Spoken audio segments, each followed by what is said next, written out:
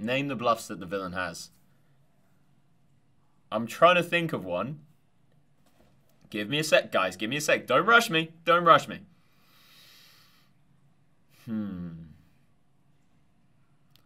Jack 10 of hearts. Boom! Boom! Come at me. Jack 10 of hearts. Jack 10 of spades. Oh, God. We just crush it. Welcome to the Mushroom Paradise, boys. Get your sets out in the chat, boys. Oh, Reba. If this is a bluff, I would literally take a crap in my bathroom and go chow down on it. I would have checked, seen pocket eights and be like, yes! Yes! I'm the best! Woohoo! Get you out in the chat. Guys, I had an idea. I was just watching some poker content, and I'd already done some Twitch streaming this morning where I'd been analysing the play of other people. I was just watching a Brad Owen vlog. And I've never done this before, and I hope he doesn't mind, but I feel like I might analyse his play, because I was really entertained by the vlog, and I was like, if I'm just watching it, why don't I stream it?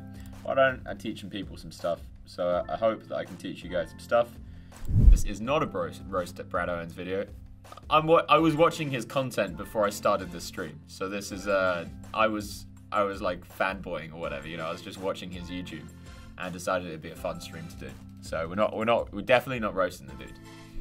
So I've already watched this bit. He goes, under the gun opens to 30 on it in a 5-10 in Vegas. So people are pretty tight. He gets hijack and button calls. He's in the small blind with 10s. I call for 25 more. You gotta squeeze this. You gotta squeeze this, bro. I know. It's under the gun, and I know that in Vegas people tend to play pretty tight, but even the tightest motherfuckers in the world struggle to get jacks plus. It's really hard to have jacks plus. And there's too much dead money out there. Tens does play okay multi-way, but it plays a lot better heads up. And you just have the best hands so often. You gotta be making it like $150, $200 in. Big blind calls. 5 of us are seeing the flop. It's 10-8-7 with 2 diamonds. 10-8-7, 2 diamonds. The first thing you want to be thinking about, do I lead or do I not lead? Guys, 1 in the chat if you check, 2 in the chat if you bet. And if you bet, how much you betting? Everyone betting, huh? Everyone's betting. So I agree. I think this gets checked around too much. So let's think of the kind of hands that we want to try and get value from. Aces, kings, queens, jacks. Ace 10, king 10, queen 10, jack 10. Pocket 7s, pocket 8s, 7, 8, etc. And flush draws, diamond flush draws, and then, you know, if someone's got something like ace 9, they might want to stick around king 9 with the small blind. So one thing that all of those hands, apart from the sets and 2 pairs, might do is they might end up checking themselves. You know, if you're sitting here as under the gun with pocket jacks, I'm not feeling confident enough to c-bet. Shalom. Are you feeling confident enough to c-bet? I don't think so. It's interesting. If I'm Brad, I would lead 100. If I'm me, I'd probably lead 150. Because I know that people expect me to turn up with bluffs in every spot. Anyway, but if I'm Brad, I'd lead 100. And that's to get value from all of the pair and straight draw hands, of which there are many. Jack 10, Jack 8 suited, if someone has that 10-9, 7-6, pocket 6s, pocket 9s, pocket jacks, so many of them. And all of them will call a bet probably for 100. Turn is the queen of spades. I would say just put my coach hat on here and, you know, take it as you wish, because I'm not his coach. But the fact that he didn't speak about leading the flop, I think, is quite an obvious tell that he's that he's not putting enough thought into his leading strategy. He tends to speak over all of his decisions, and that sounds like he didn't even have a decision. He's like, well, I was in the pre-flop raises, so I check. So I think that that's definitely something that as a coach I would point out and be like, why didn't you consider leading? And if you did consider leading, why didn't you lead? The hands you want to be targeting, hands like ace queen, king queen, queen jack, pocket jacks, stuff like that. How much do I think ace queen and king queen will call? And in a 5-10 game, you can probably get away with betting like 100 and still getting calls from king queen. You could probably bet 125, get a call from ace queen. So I'll bet 100. I can't let this check through again. I bet 120. Big blind folds I like immediately. Pre-flop raiser might have something like king queen or ace queen. He calls. The hijack and button fold. We're heads up. The river is the 5 of spades. I got a great run. So the under the gun guy who opened it originally ended up calling. So we gotta just assume that he's got something like ace queen, king queen. Obviously he can have like ace jack of diamonds and he's just missed, but we ain't checking. Let's just get that straight. So it's 390. Flush draw misses, which is relevant in a recreational player's mind or in like a reg's mind. I would bet exactly 300 here. And there's something about betting even numbers that regs and like weakish regs and recreational players just love paying off. Hand, it's time to extract maximum value. How much would top pair be willing to call once some major That draws is a miss good like thought king process. jack and diamonds? Great thought process. I choose a sizing of 300. He calls, I turn over the set, it's a winner. We get a lot of value in our first important hand of the session. It's a nice way to begin. Under the gun, +1, who is essentially the first to act, opens to 120. We're sitting in the big blind, I betting think. over an early position raiser.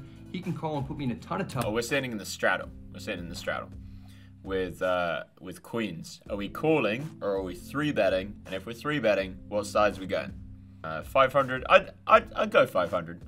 I can also see flatting. Like flatting's completely fine when you're this deep. He's also taking a shot. Tough spots. He's a very good pro who knows that I don't normally play these stakes. I call hoping that this approach doesn't backfire. The flop comes 8-3-3 with 2 hearts. It's about as safe as it gets. I don't mind the decision to call. I think it's completely fine. That's without making a set. I check to the pre-flop raiser. He might have something. He down bets to 100. So I think he c-bet a third. Looks like it. Are we check raising or check calling? Now remember, we've got Brad Owen's image. He's taking a shot, which might make us lean more towards check calling. Because, you know, if the under the gun guy is sitting there with like king jack, he might just be like, fuck it, I could just barrel this, like get this guy for fucking 8. That being said, check raising is pretty fucking good because unless this guy has pocket 3s, pocket 8s, aces or kings, we got the best hand. I don't think he might not even open ace 3 suited. He might open ace 3 suited. So I think with my image, I'd check raise. I think with Brad's image, I'd probably lean towards check call, but I could see an argument for check raise. I don't want to scare him off. I have no idea if what's he has air. better. He could just be drawing to 3 or even fewer outs. I called 100. The turn is the 7 of clubs. I'm glad it's an undercard to my high pair. I check. The opponent keeps the heat on. He bets 360. I'm probably ahead, but after facing 2 bets, I can't help but wonder if maybe I'm up against a better overpair, or maybe even a full house. It's interesting as a coach to hear somebody's thought process. Brad Owen, I know it's not his in-game thought process, but hearing him list all the hands that could beat him, instead of saying like this is a fucking great spot and now he's going to be barreling all of his 10-9s or his jack-10s. You know, he's picking up a bunch of hands that are going to, and it's not an overcard. Like I'm just ahead so often here, so I'm super happy. He's still in that mindset of thinking that somebody else has him beat. Believe in manifestation or don't. That mindset is poisonous to a poker player. Like if I hear my students speak like that, I'm just like, dude, what are you doing? Like, if you're only worrying about what's the worst, think how that's going to affect your thought process. Think how that's going to affect your game. You're going to start playing more scared. Always worth paying attention to the type of thought processes that people have. I do completely understand this is a big game for Brad, so I completely get it. Like everyone's human, so you know when you're going to be thinking doomsday things, it's going to be when you're taking a shot, at least for a lot of people. So you know it's important to be able to recognize that, but also important to be able to empathize. Like, hey, it's a human. Everyone goes through this shit. The river is the jack of clubs. One of those hands we were previously beating is now crushing us. 10-9 suited also got there to make us straight. I check to either induce a bluff or miss hearts, or keep the pot small in case I'm up against a better hand. It's interesting that he thinks that only missed hearts would be the bluffs.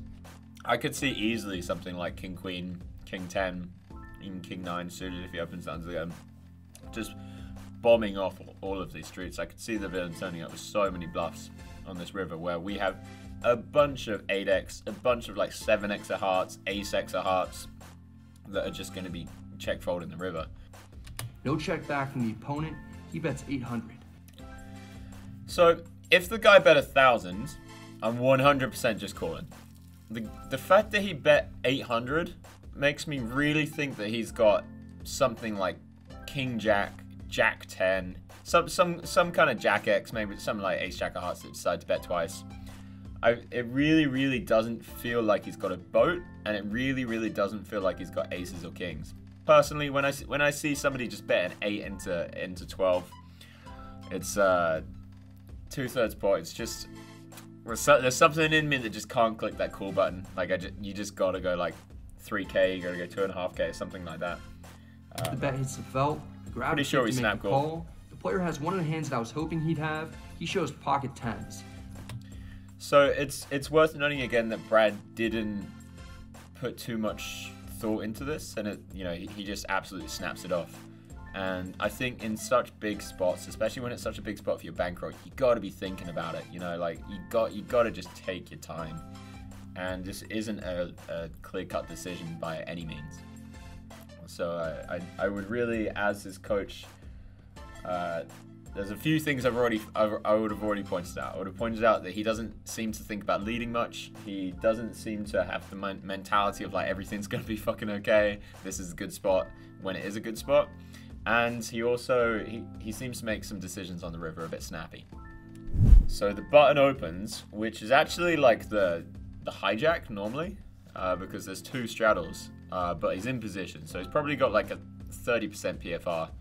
Or 30% RFI, meaning that he's opening the top 30% of hands. So he's probably got some like suited kings, not so many suited queens, at this kind of range. The flop comes 9-8-8 with 2 spades. We've got 2 overs and some backdoor draws. I check it to the pre-flop raiser. He down bets at 200. All right, 200 on the flop. I assume we're not folding, given that it made the vlog. But what are you guys doing? Yeah, everyone seems to agree. Call. Shoot, probably a bit nitty there, my friends. You got the best hand decent amount of the time. He can just be c-betting with fucking like king 4 of hearts. Now, there's definitely an argument for check raising here.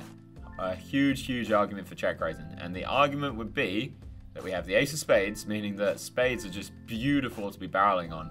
We also have backdoors with the 10. So there's a lot of like 7x, jack x that we want to be barreling. And we have an overcard, the ace.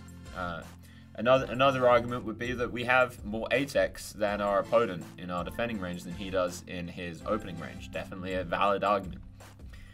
So if I'm in Brad's shoes here, I'm definitely check raising. I think that it's just too nice a spot to give up, and we get barreled off our hands a bit too much if the turns say just like an offsuit deuce, and we have a pretty capped range in general. The turn is a great card. It's a 10 of spades. We've got top pair, and we pick up the ace-high flush draw. Alright, so the question is, bet or check on the turn, guys? It's definitely not standard to lead turn with our specific hand, because we're pretty much only getting called by better. Personally, I would check it, but I can definitely see some arguments for leading small. I think if you lead big, it's a big mistake here. The river is the 3 of hearts to blank. I bet 480 to get calls from worse hands containing a 9 or a 10. So I think Brad, in his mind, he's always good here. I think that might be a bit of an overstep, because pocket jacks, queens, kings, and aces might all check back the turn because everything gets there. This is not a roast at Brad Owen's video. I was watching his content before I started this stream, so this is I was like fanboying or whatever, I was just watching his YouTube and decided it'd be a fun stream to do. So we're definitely not roasting the dude. I don't usually do this, but let's talk from a game theory optimal perspective for a second. GTO dictates, but very often, when you don't have that many bluffs, you're meant to go smaller. The fewer bluffs you have, the smaller you go. The more bluffs you have, the bigger you go. Makes sense mathematically.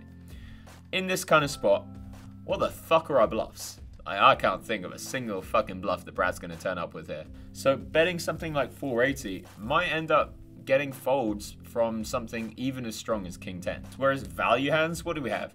We have straights, so all of 6-7, all of queen jack, like all combos, and offsuit as well probably if he peeled 6-7 off pre.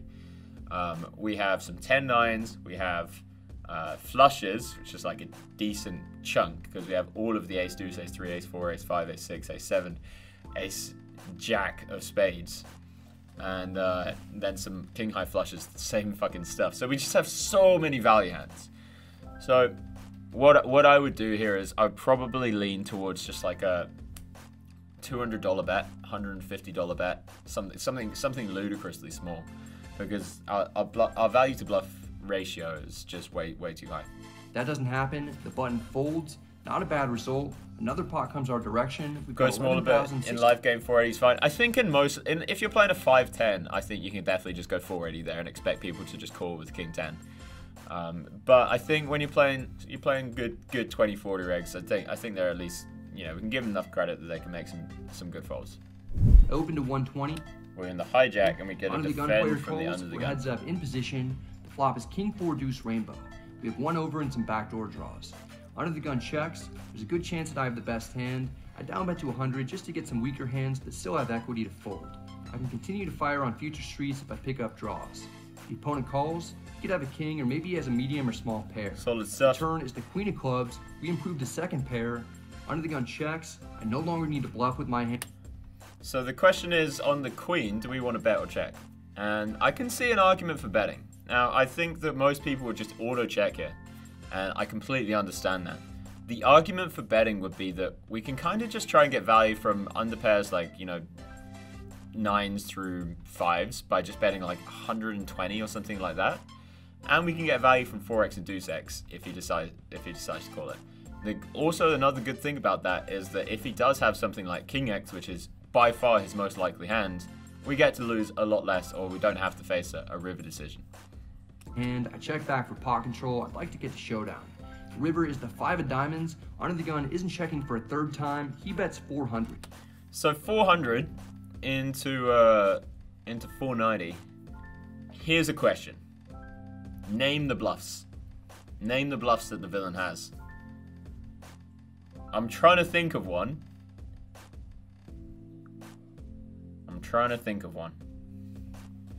Give me a sec, guys. Give me a sec. Don't rush me. Don't rush me.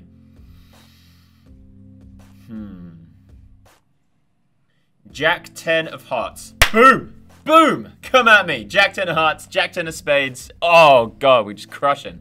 I don't think ace 10 and ace jack bluff here. I just think that they're good often enough. They're not going to be bluffing deuce x or pocket threes. I think Jack 10 suited might literally be the only combo. Now, let's name some value hands. Every king. I think that's definitely a reasonable prognosis. Ace 3, pocket 4s, pocket 5s, king, queen, sets, deuces, 4s, 5s. We've got some queen 4, some queen deuces.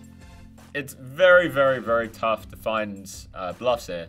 I see a million value combos. I was genuinely struggling. That wasn't an act. I was genuinely struggling to find a bluff. So I think this is by far a clear fold. But let's see if I get proven to be stupid. I call. We see that the opponent rivered a set of 5s. We get sucked out on again. Pay off a large river bet again. There's no more cushion to work with. I'm not winning in this game, and I'm actually down a little on the day. There's no time to worry about that. The very next I'm pretty emotionally invested in Brad winning this. I open to 120. The hijack calls, cutoff calls. We're going 3 ways. He's very good at making you on his team. Comes 9-9-4 with 2 clubs. We've got a flush draw, 2 overs, and a backdoor straight draw. Not too bad. I bet 160. The hijack folds, and I win. At least I thought I did. I forgot Bruno is still in the hand. Whoa, I'm in here, Brad. Oh, so I'm a 3-way to the flop. Sick. The dude has a pretty great laugh. He also has something that he wants to... Oh, you are? I'm sorry. Yeah. The dude has a pretty great laugh. That is a good laugh. He also has something that he wants to see the turn with. He gathers chips to make the call. He's like a cheerful, evil villain. The dealer puts out the 8 of hearts. We don't improve. Bruno is at least going to rep a big hand. So apparently people know who Bruno is. It's kind of a tough spot. There's at least some chance that I'm drawing dead. It's an issue here. It's an issue. Having king jack of clubs, it's not a very nice spot to be barreling the turn unless we think he's going to be floating pretty wide, and it doesn't feel like he's going to be floating super wide when we look real strong when we see bet into 2. So I don't actually hate I actually think I like the check on the turn here. And once he bets 460 into 770, what are we doing here? Are we calling? Are we raising? Or are we folding? And what do we think his range is? That's the question. My alarm bells are kind of going off at the moment. I gotta be honest, like, betting this size on this board, his value hands seem pretty nutted. And his bluffs definitely exists. There's definitely some bluffs in there if he's got something like Queen 10 of clubs that decide to flat pre. But I don't know if he's gonna be betting sevens on this turn. He might do. I don't know if he is. So it's a tough decision, you know. Does he just have too many boats? You know, he's got a couple of combos and 9-8 suit that might not 3-bet pre. He's got 9s, 8s, and 4s. I don't think we can justify a fold yet. I think we're just getting too good a price. But the size does make me feel a bit squiffy. The dealer puts out the 3 of clubs to give us the king high flush. We're all checking. Yeah, I like the check. I like the check. He can have boats, and it's hard for us to have a boat. He bets 640. Ooh. 640. What the fuck are you repping, Bruno? So let's just get one thing straight. This isn't a bluff from Bruno. There's no way this is a bluff. I will eat shit if this is a bluff. I will literally take a crap in my bathroom and go chow down on it. The reason I don't think it's a bluff is because we look a lot like we might have some like pocket tens, you know, something like ace king of clubs, king jack of clubs, obviously. It doesn't feel like he's trying to make anything in our range fold. It looks like we would have already folded our ace highs on the turn. So it just doesn't make sense to go this size as a bluff. Now, the question is, what are his value hands? Ton of 9x, so like ace 9 suited. Maybe if he flats king 9 suited, I don't know if he does 10 9 suited, something like that. I could also see some smaller flushes. The problem is there just aren't too many combos of smaller flushes. There really aren't too many combos. And then ace x of clubs, I would really expect ace x of clubs to go bigger. So now we're looking at some 9x.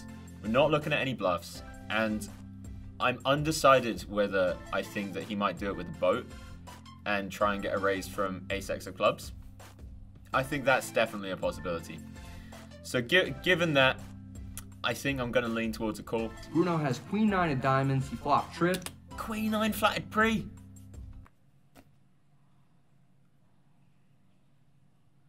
Let's say, though, we played Sherlock Holmes there. We managed to really whittle down his range to just a few hands. And I think we did very well in this range analysis.